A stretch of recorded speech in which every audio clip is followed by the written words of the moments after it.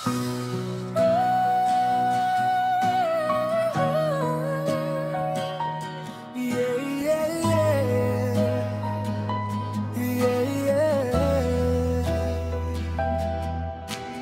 unang panahon, sa aklat ng kronika, matatagpuan ng isang hari sa Juda. May takot sa puso, gaya ng sinuman, ngunit siya'y walang pag-aalinlangan. Siya'y lumuhod, tumawag kay haring Yahawa, kanyang idinulog kalaban niyang kay Dami. Ang alahaya ay tumugon at sa kanya ay sinabi, Yusafat, wag kang matakot, ako'y kasama mo. Sila ay nag-ayuno, sabay nagpupuri, lahat ay sama-sama, pati na ang hari. Ang patnubay ng haring Yahawa sa kanila ay namalagi, dahil sa sama-samang panalangin, banta ng kaaway ay napawi.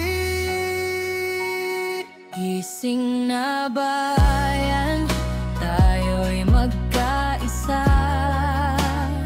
Oras na laan, huwag nang sayangin pa.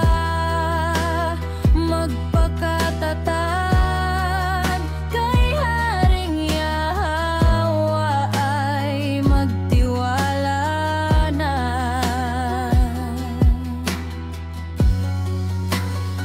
Banta sa ating bayan, ating nalalaman, kahit ang iba'y nagbubulag-bulagan, di mo maitatatwa ang katotohanan. Isang araw ay wala ng kalayaan, kawawang bansa kung si haring Yahawa ay di maghahari. Walang patutunguhan, tiyak na masasawi, at tingin ng bayan, walang pasubali. Kukunin ng kaaway, sila ay magwawagi. Gising na bayan, tayo'y magkaisa. Oras na laan, huwag nang sayangin pa. Magpakatatag at manalangin na sa dakilang haring Yahawa, na tanging pag-asa.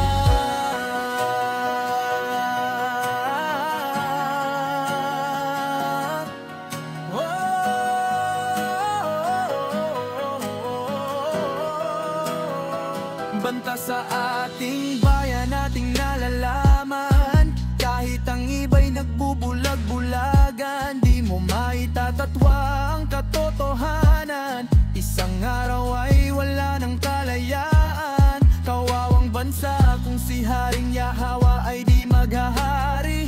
Walang patutunguhan, tiyak na masasawi, at tingin ng bayan, walang pasubali. Kukunin ng kaaway, sila ay magwawagi. Gising na bayan, tayo'y magkaisa. Oras na laan, huwag nang sayangin pa.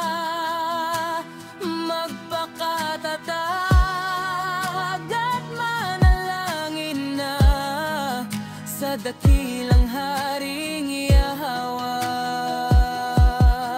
na tanging pag-asa. Tayo'y magkaisa. Oras na laan, huwag nang sayangin pa. Magpakatatag at manalangin na sa dakilang haring Yahawa.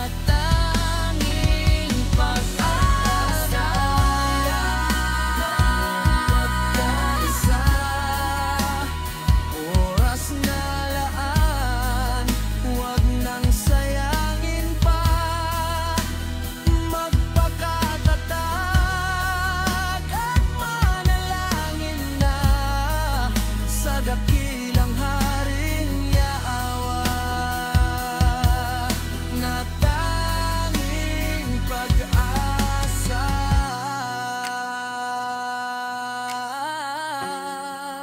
Yada. Salamat sa panonood. Kita-kits sa susunod.